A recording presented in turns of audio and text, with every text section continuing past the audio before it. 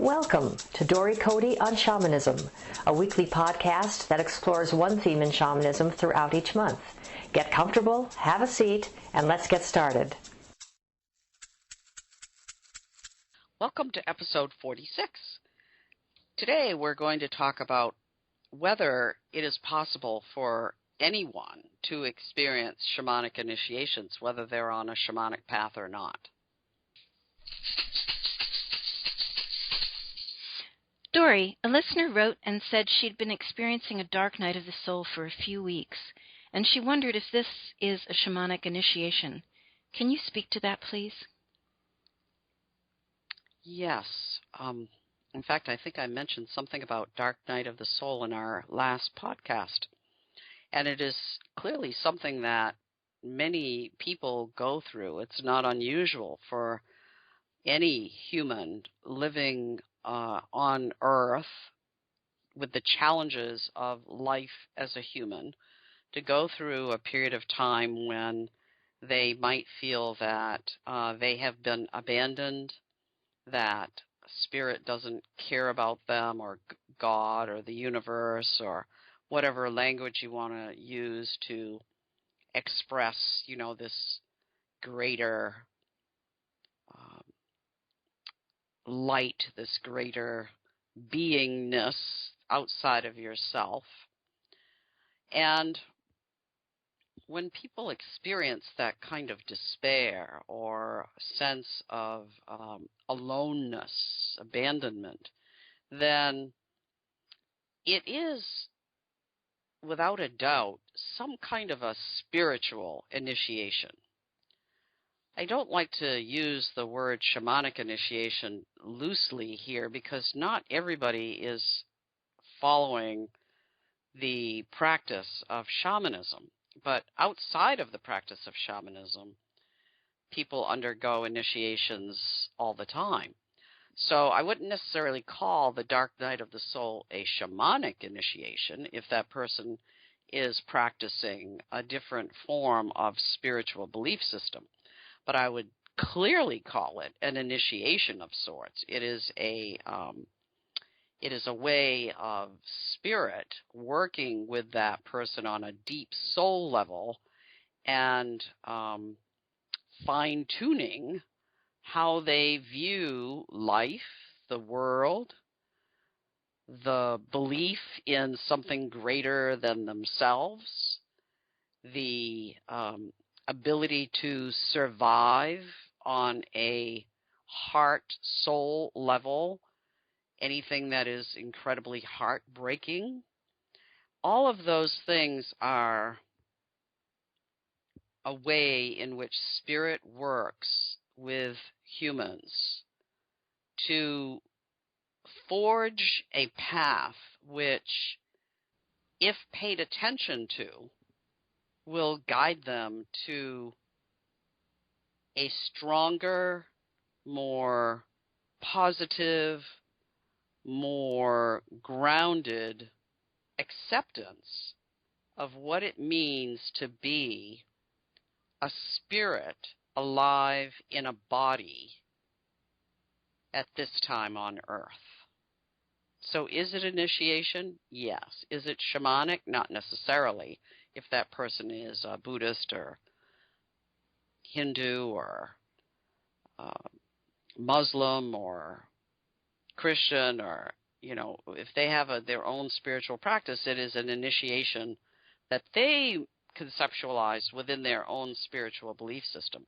Nonetheless, it is something that needs to be paid attention to on a spiritual level in order for it to be an initiation that helps that human get to the other side and be even more whole than they were before the initiation.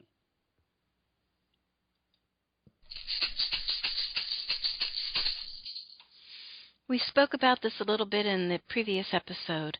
Lots of bad, scary, and challenging things happen regularly to people. Are all of these, from a shamanic perspective, considered initiations? And how can a person tell the difference between dark night of the soul and depression, and also discern when seeking or finding a teacher would be helpful? Mm-hmm. To address the issue of, the difference between dark night of the soul and depression, I believe, and there are perhaps other shamanic practitioners who would not necessarily agree with this.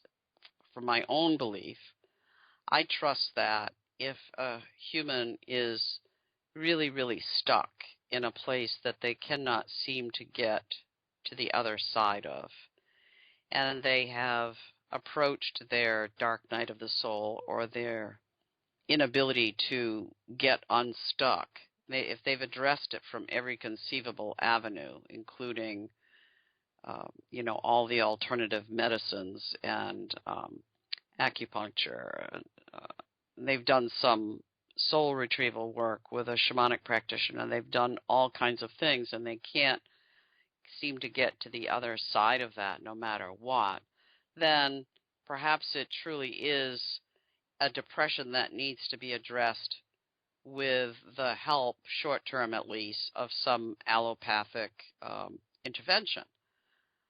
Because when a person gets stuck in that state for a long period of time, then, as we know, body chemistry and lots of other things can change. And yes, would a continued path of spiritual development, working with a shaman or a shamanic practitioner, help move that person out of their depression over time? Absolutely. The question is how much time is available here on Earth in order for that shift to happen. And so that's my short answer to that. A dark night of the soul can clearly be what common modern-day medicine would call depression.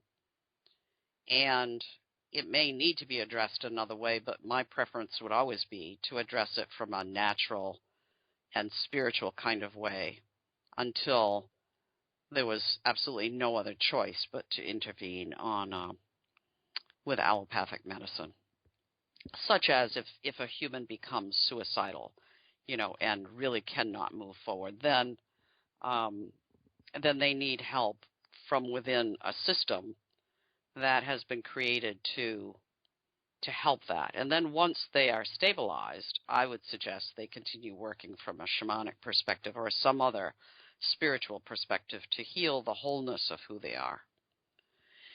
The other part of your question had something to do with, scary challenges and things that happen regularly to people. Are they all shamanic initiations?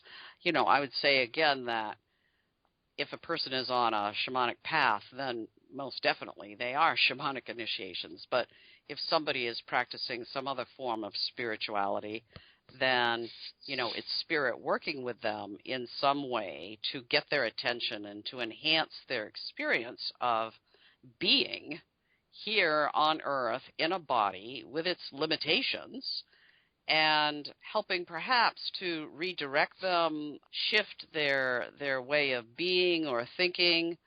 And whether it's shamanic in nature or not really doesn't matter. It's the interchange between the spirit in the body, which is very much alive and here, and the spirits from other realms who are interacting with us all the time, whether we recognize that or not.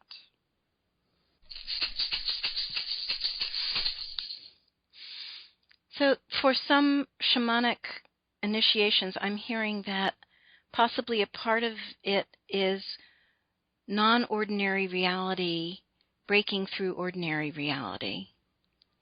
Is that true? It's absolutely true. It is, without a doubt, the spirits that we cannot see, that we don't necessarily have a daily awareness of, interacting with us in a way that is truly providing guidance,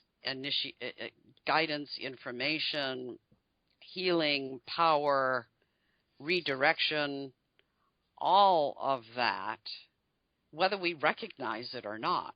The key is to develop enough of a spiritual understanding of self to accept that you are not alone, that your spirit is interacting with the spirits of the unseen all the time, and that some of what occurs may not be pretty or something that you would even want or certainly would not ask for, but is nonetheless a way of the unseen spirits working with you, guiding you in some way that is in your highest good, whether you understand it intellectually or not.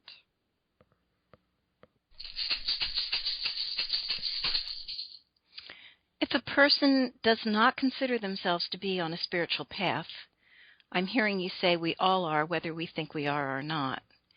Can a person who believes themselves not to be on a spiritual path experience non-ordinary reality, breaking through their ordinary reality, that kind of shamanic initiation? Yes, absolutely they can. It's quite fascinating to me that I occasionally have clients who find their way to me because they've run out of options. They've tried everything and they're literally desperate. And even though they don't believe in shamanism, they don't believe in spirits, they don't believe in any of that, they've literally run up against a brick wall and are seeking something that is extraordinary. And when somebody comes to that place of accepting, you know what, there's got to be something more here, then what shifts is that they begin to recognize that there is something more.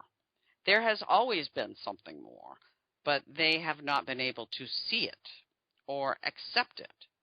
And those people within our population of humans around the world who have not found themselves yet being able to accept that they are not alone, that there is spirit, that there are spirits interacting with them all the time, that there is something far greater than them working with them. Those people who can't accept that, they suffer greatly. They're in a constant state of suffering because they have only their mind, which is very limited, working busily trying to make sense out of why is all of this, quote, stuff happening to me? Or why am I unhappy?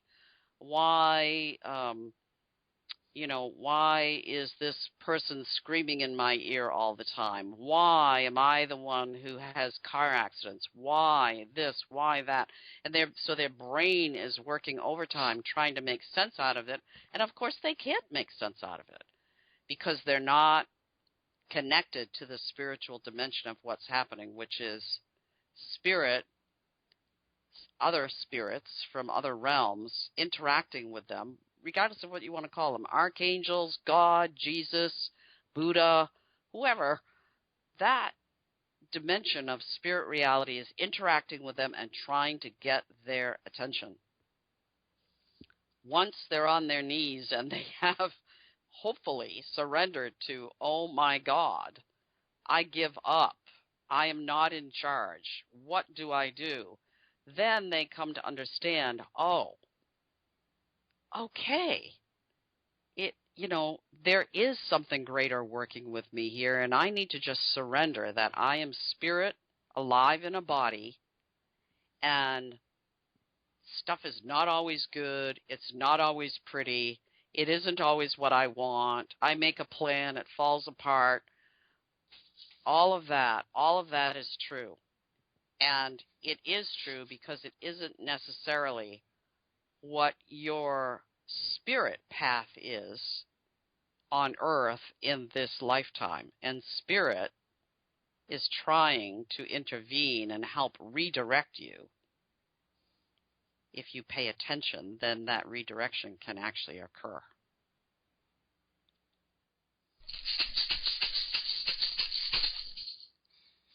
The spirit is trying to blow through your bones and make you a conduit for them. Absolutely. That's a perfect way to say it.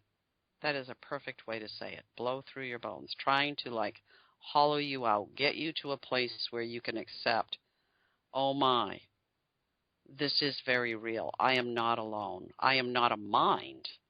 I am a body, mind, and first of all, a spirit. Is there anything else you would like to say on this topic? No, thank you. This was a great discussion. Thank you. Thank you. Thank you for listening to Dory Cote on Shamanism. We'd love to hear your thoughts, stories, reactions, and questions. Come on over to dorycote.com and join the conversation. And tune in next week for more on this subject, or next month for a new subject. You can subscribe to this podcast in iTunes or sign up on dorycote.com to receive notices when the podcasts are posted. That's Dory, D-O-R-Y, and Cote, C-O-T-E.com. Drumming and rattling by Dory Cote and Terry Morgan. Technical assistance and audio production by JillHackett.com. And this is Susan Savelle, wishing you many blessings in your life. We hope to have you join us next time.